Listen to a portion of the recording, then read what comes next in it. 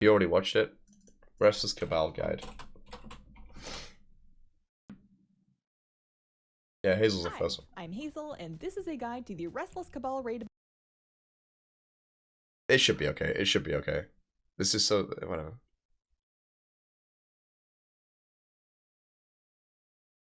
I think it'll be okay. It'll be fine. 6 minutes. That's fine. Okay, fuck it. Boss in the Crucible of Storms on normal and heroic difficulty. It's a 2-boss duo, and this one's all about controlling your own damage, interrupts, and dispels to really plan out how your raid takes the fight.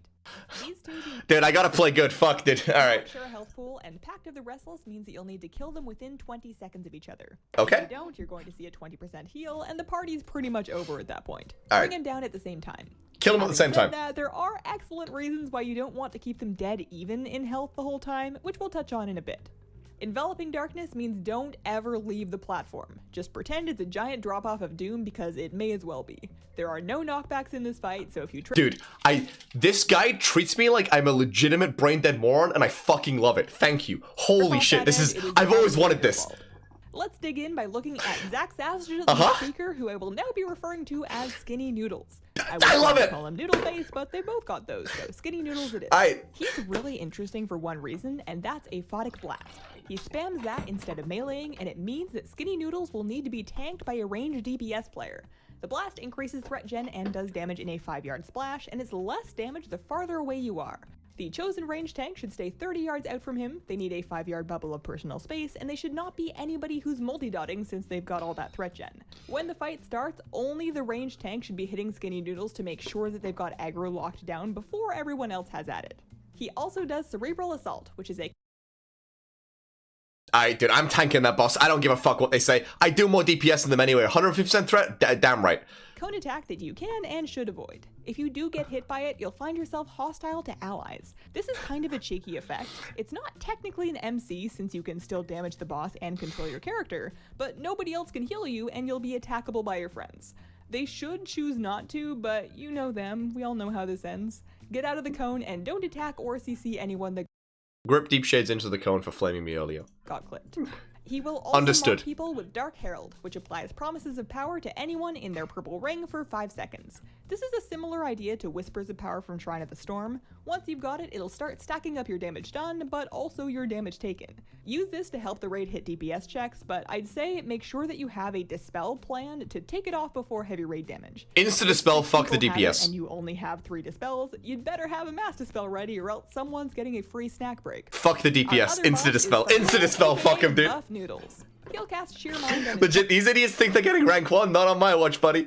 Which is your typical stacking debuff. Take 3 to 4 stacks and then switch and wait for it to fall off before you take him back. He'll also toss out Void Crash, which is like a bouncing Shadow Crash that gets smaller after its first 2 bounces. Dodge it when it's big and medium, but then have one player stand in it once it's small to take the reduced hit and make it go away.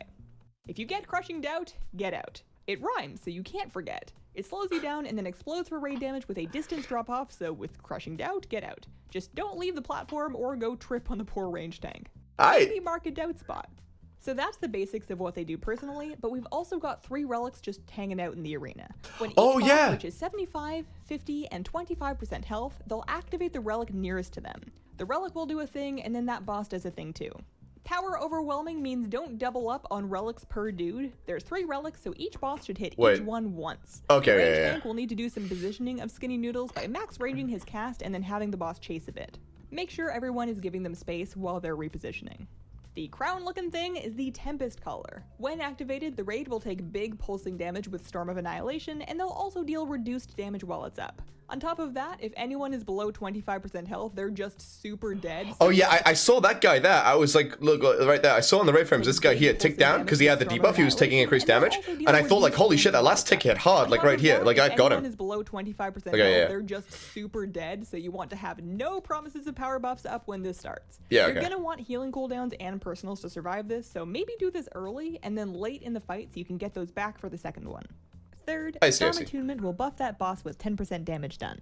Every relic activation has a buff like this, so towards the end of the fight, both bosses will be hitting 30% harder. The glowy rock is the Void Stone. When that's activated, Embrace of the Void will make everyone immune to healing, which sucks. Try and top everyone before this starts, and then obviously end it ASAP.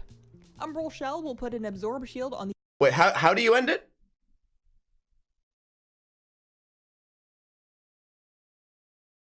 Oh, activating boss, which you damage through to end Embrace of the Void. sorry, Take my bad. power stacks I shouldn't. I am an asshole. I interrupted her. on that boss. Sorry. Splooshy Fork is the Trident of the Deep Ocean. Activating that triggers Custody of the Deep, which is a big bubble. It'll absorb 3/4 of the damage taken by any enemies in the bubble, and when it expires, it'll AoE the raid with an abyssal collapse equal to whatever absorb was left. Basically, Blast. stack everything Blast. in the bubble and then hit Blast. it to reduce Yep. that explosion. Just As blast. you can probably tell, getting 2 of these at once would be very gross, so Blast. make sure that you don't push the bosses at the same time. They'll each pop a relic at 75, 50, and 25% health. Okay. When they do so, they'll also spawn some ads that are specific to them. Skinny Noodles creates some Visages from Beyond, which will be up for 3 minutes and then despawn on their own. Those cast Terrifying Echo, which is a raid-wide fear. To stop that, you need to bring them to 1 HP. Coalesce Void means they'll be regenerating health over time, so you keep damaging them back down to 1 health every time you need to stop the echo. When Buff Noodles triggers a relic, he'll spawn 3 Eldritch Abominations. Those will all cast Witness the End, which does heavy raid damage and kills the ad. You want to stagger kicks to allow these to go off, but only 1 at a time and only when the healers are ready. That means promises of power should be dispelled, and maybe chill until the main relic effect is over, up to you. Because Wait, Asmongold killed this in a pug, right?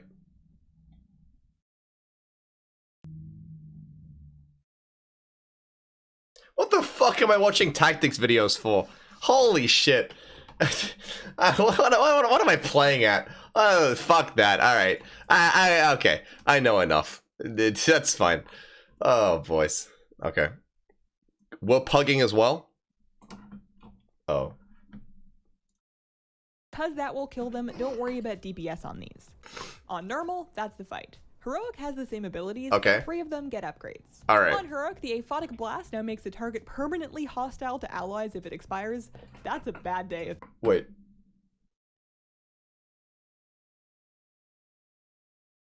That happens, and it really shouldn't anyways, so just be extra careful to only have 1 range tanking Skinny Noodle. Right, yeah, so you never want to lose Higher aggro. Thanks for the sub, Dot Black. Appreciate it. Welcome to the club. Promises of Power inflict rack, which is 50k damage to the Dispeller. Be extra careful, especially if you're trying to MD a bunch of them off, maybe. Oh. Okay. Shit. Sorry, I said, okay, I can't actually, yeah. It turns out I can't fuck my DPS. You don't. My bad. And finally, on Heroic and higher, Witness the End will debuff everyone for 6 seconds to take more damage from other Witness the Ends. Don't double them up or let them go off back to back, that'll get ugly. And that is the Restless Cabal in the Crucible of Storms. Thanks for watching. If this video helped you out, please consider leaving me a like, check out my channel for more raid guides and other WoW stuff, and have a wonderful, wonderful day. Bye! Cool. Alright, what was the other one? The other boss? The last boss? Bye. Yeah, you guys, alright. Well done on being friendly. Yeah, you guys are being friendly, I like it. Alright, last boss. Not raid boss in the Crucible of Wait, that's how you Storms say on it? Hi, I'm Hazel, and this is a guide to the Not Raid boss. Oh, dude, I haven't even written any puns yet. Oh, fuck. Oh, God. Oh, God. Oh, God. Okay, 1 second. Alright, you not. Well, this is the low-hanging fruit. We're getting world first, and you not. What else we got? Okay, that's easy. I gotta get some good material for next week's race. Fuck. I'll come back to that after the stream. Fuck. Okay. I'll hire my ghostwriter. This Shit. fight features some fun decision making where you'll be weighing great power versus accidentally wiping your raid. There's some responsibility for you. Right away, there are 3 relics of power in the boss arena that can be picked up right as it starts. If you've been paying attention, you might notice Glowy Rock, Fork, and the Crown thing from the Cabal fight. A True. relic can be picked up by 1 person at a time, and it must be a player in the correct role. They'll get an extra action button, which should be used carefully. Each effect has an upside and a downside, so maybe don't assign someone to a relic if they're known to be trigger happy. After using a relic, the holder will drop it with... Alright, so, Chris, you taking that one, buddy, or... Do I even need to learn this mechanic, or are you just gonna take it? I don't know. they stand, so don't do that in a corner, and they'll be unable to pick it up again for 2 minutes. It'll need to sit on the floor and charge a bit before the next person can grab it. You will want to assign a few people to rotate through relic duty.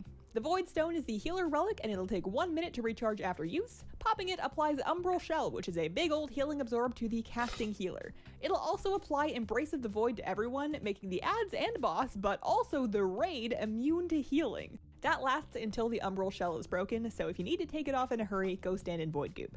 The Tempest Collar is the DPS relic, and this one's got a 30-second recharge. Using it triggers Storm of Annihilation, which is pulsing damage to the raid and also Wait, wasn't that on the last fight? Seconds. It also causes the raid and the adds to do half damage for that time. That comes with Annihilate, so if any... Reusing mechanics Resident Sleeper, dude.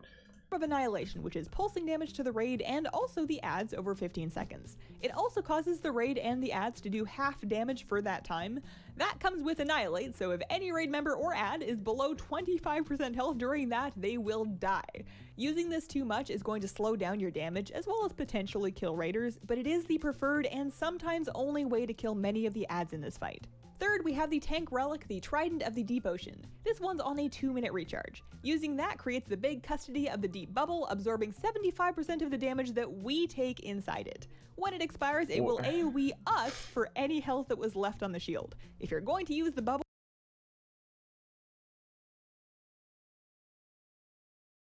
make sure that you use all of it. So those are the relics. These don't seem very good. Yeah, I was gonna say, like, none of these seem insane. I'm hearing this and I'm like, what? Why would I, like, just kill the boss, Forehead? Let's look at the boss. Unot has an energy bar that will fill over time. At 100, he'll do a big bad Gift of N'Zoth spell that's specific to the phase. In phase 1, we'll see Gift of N'Zoth Obscurity. That forms a damage zone ring around the room, and it gets smaller each time it's cast. Stay out of that unless you're trying to take damage, which you might be. He will occasionally cast Touch of the End at his tank, which is a frontal cone attack. Face him away from the group, tanks stand at least 10 yards apart from each other, and tank swap after the cone goes out. The tank that just ate it will get fixated by Thanks to the sub, guardians wet dad who need to be kisses. tanked away Appreciate from the it. boss due to their sightless bond, thus the positioning and swap. Those guardians have a Shroud of Whispers, which means they do more damage at high health and also means the only way to kill them is the Storm Relic. If you bring them all the way down to 1 HP, they'll start a ramping heal back to full with unnatural regeneration, so just cleave them down below 25% and then then you can kill them. But you can also just keep them at, like, you could just keep them at 1% the entire fight. That will spawn beneath players. They hurt, knock back, and heal the boss if you touch them, so don't do that. Stand near the edge of the ring to keep the middle clear and watch your step. If the floor is really bad, the Void Stone healer can pop the relic and then run over the pools to clear them up. They've got an absorb, the boss is healing immune, so that's all fine as long as nobody else needs healing. Phase transitions are a good time for that. Maddening Eyes of N'Zoth is a ground AoE that, on PTR, looked like easy to miss purple goo. If you're hit by that, you become hostile to your allies but not mind controlled, so just stay out of the way, keep damaging the boss, don't cleave too much, and wait for it to be over. The Oh, 100% people are dying to this, dude. Don't cleave? Did you hear that? Don't fucking cleave? The average lifetime of someone who stands in that in my fucking guild will be 1 second. People will hard swap to them. They'll hard swap. It's not a case of cleave, they'll be cleaving off them. Piercing Gaze of N'Zoth is the big mechanic. Insta-dotted, like everything. You get these two big beams wiping over the area at a right angle to each other. Crossing one leaves a dot on you, and if you cross the second right away, the dot will stack and its duration will refresh. Not good. Run through the first beam, let your dot fall off, and then run through the second. If you don't know how to do it, just follow someone else who hopefully does. All that carries on until 70. That is the best advice in a raid guide I've ever heard. If you don't know the mechanics, just follow. True. Actually true, though. When we enter phase 2, we're going to keep the tank cone, purple pools, and tank adds. There are no more beams, no hostile to allies goo, and the obscurity rings are gone. Instead, at full energy, Unot will cast Gift of N'Zoth Hysteria. That heals all adds and gives them a huge haste and speed buff. When his energy starts getting high, you'll want to either use the Storm Relic to kill off adds if you can, or maybe use the Void Relic to prevent the heal. And don't worry, there's more adds. This phase introduces Primordial Mindbenders who cast Consume Essence. Kick that, otherwise they'll do raid damage and heal to full. When you kill them, they'll make a bunch of swarming void. This is a heroic/normal, not world first guide. This guy still thinks world first guilds are actually good at the game. and when you kill those, they do raid damage, so if you're cleaning those up, stagger your kills. The Storm Relic is good for either phase of these. If you take out the Mindbenders with it, they won't make Void Spawn, and if you take out the Void Spawns, they won't explode. That's cute. Obviously, you don't want to get overwhelmed by ads, especially if they're getting Hysteria buffed, but if you overuse the Storm Relic, you'll have a hard time doing damage around that 50% reduction. You must find balance. The other new thing in this phase is Unknowable Terror, which is a huge ground AoE. 80 yards, that's at least half the room. If you get caught, you'll be feared for 6 seconds, so do your best to get out. Do all that until 40% and you'll be into phase 3. You'll still have the tank cone. Wait, was there any visual of that? Undying Guardians. There's no more Mindbenders or Unknowable Terror. For the 100 energy big boy spell, we trade Hysteria for Gift of Inzoth Lunacy. That does a pretty good whack of raid damage and makes everyone hostile to allies for 4 seconds. Oh fuck, this is impossible. Hey, Limit, at THD Lock, congrats on World First. Dude, there's no way. There's no way. Just keep calm, chill on the cleaving, and try not to chill. The other mechanic of phase 3 is Insatiable Torment. That targets a player, makes them immune to regular healing, and puts a big bad dot on them. Every 2 seconds, they'll siphon health from any ally in 5 yards. If the torment target is getting low, they'll want to stack on healthy people to feed on them and stay alive. That's pretty cool, and also the creepiest mechanic they've come up with since old years' intentional spreading of bloodborne pathogens. On normal, that's it. On heroic, we get Void Crash happening in phase 1, which is the same Void Crash we saw in Restless Cabal. Dodge it when it is big and medium, and have soak on the each small. one when small to remove them. Also, don't mix that up with the What the fuck is this kindergarten guide? Are you kidding? This is the best boss guide I've ever watched in my life. Oblivion Terror. If you're playing on a toaster and can't see the difference, maybe let someone else do this. Heroic also has the Piercing Gaze of Inzoth come back in phase 3, so have fun. This guide was literally made for pagas like me. It's great. Heroic and higher Hysteria heals for 75. Every other fucking boss guide is like 10 minutes of mechanics and shit, and this is just like, here is a big green circle, stand here. Here is a red thing, do not do this. Like, it's wonderful. From 50%, so you just extra want to have the phase 2 ads dead or healing immune before that. Boss is dead. Cool, let's go play World of Warcraft. Alright, let me check what we're starting with. Okay. Announcements. Do 4 bodge HC bosses probably. Our main aim is 2 cost runs without MDI kids. We are streaming the raid since we need viewers to join and trade us loot. Have any of you guys ever wanted to... Oh, stop reading out Slack, you fucking auto... Oh, I guess that was what I was... Shit. Sorry, Chris.